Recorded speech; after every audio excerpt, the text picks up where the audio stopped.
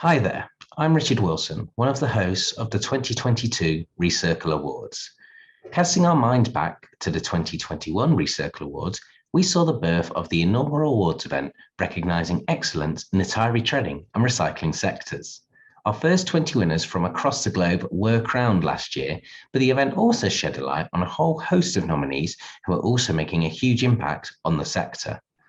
To refresh our memory banks and to take a look back at some of our notable nominees from 2021, welcome to the first episode of our Recircle Awards Shorts, where we'll be finding out more about how some of last year's nominees have benefited from their 2021 nomination. In our first episode, we welcome Oscar Filen, the CEO of XTyre Global, who were nominated in the Best Tyre Recycler category. Here's Oscar talking about XTyre Global and the impact they have seen from being a part of the 2021 Recircle Awards.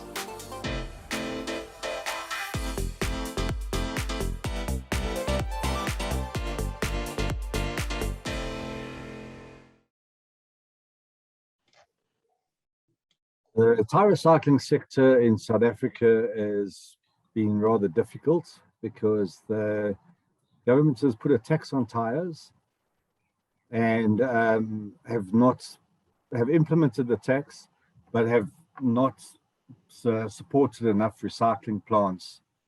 And the tyres are just piling up, and the tax is being collected and it's not being distributed. So we often run with a shortage of rubber in South Africa. That's where we're at right now in the South African market. So we're hoping that next year they will start rolling out some more recycling plants. I've consulted on a couple, but none of them have put government rebates as part of their business plans because they've been promising for 6 years, even though they're collecting them. Can you believe this?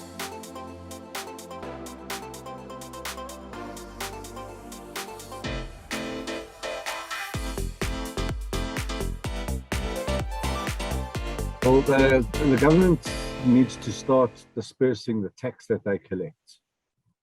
So that covers the collection process, subsidizes the recycling process, the transport process, and therefore gives you a viable business, and so you can have a steady market price. At the moment, there are a few people in the private sector taking it forward, and their biggest problem is a consistent offtake.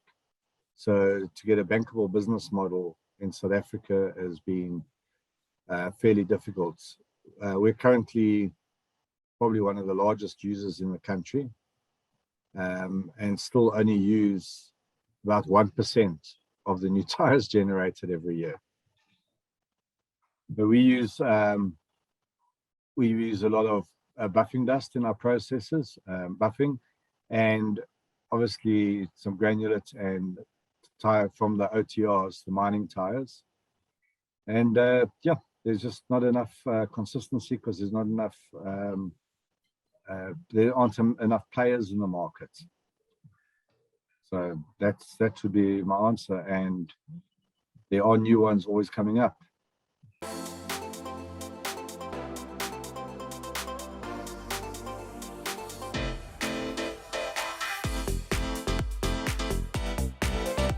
Well, for me it was fantastic because it's a vindication of 34 years spent in the industry, where I've been described as a fringe loony 20 years ago as an absolute moron. And then that same chairman of the very large company said, now we have to talk about you at every board meeting.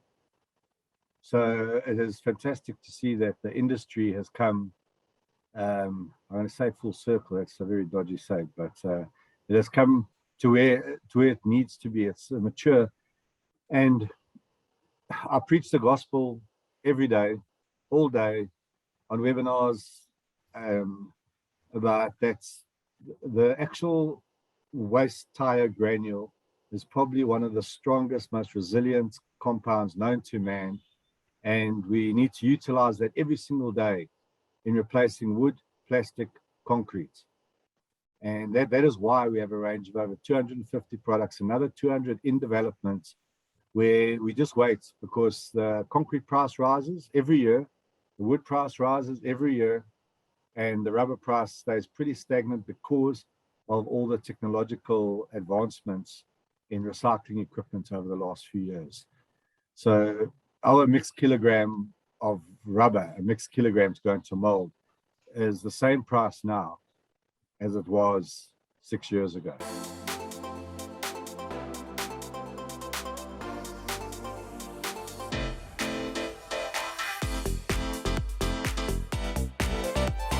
Well, what are the other recipients of your Recircle Awards?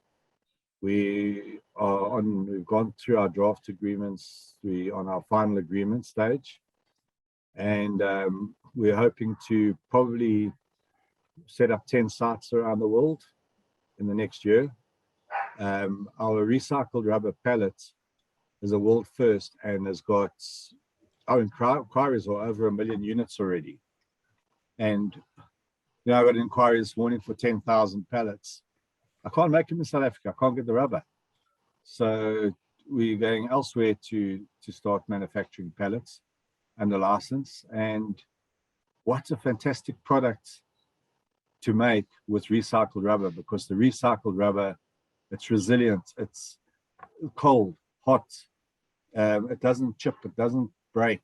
And because it's so durable, you can actually fit tracking units inside. So you can track your goods, you can track what's on top of that pallet, where it is, what the temperature is, whereas it's not cost effective to do that in a wooden pallet. And I'm doing a full life cycle assessment. This is where rubber is so important in all this. It takes 80 cubic meters of carbon to create a wooden pallet. Plastic pallets are 600. We're sitting on 180 for a rubber pallet. The wooden pallet has got 5 full cycles, warehouse, distribution center, retail, back. On average, they work on 5 cycles. Plastic, we're working on 60 cycles. Rubber, we're well over 200 now and still counting. So that all of a sudden makes it worth it. And that's what I believe in. There's the value of rubber as a raw material, and that's now competitive. And carbon, we're working on a carbon methodology to get carbon credits, so that would offset almost the entire cost of the pallet and some of their transport costs. So there'd be a net positive effect.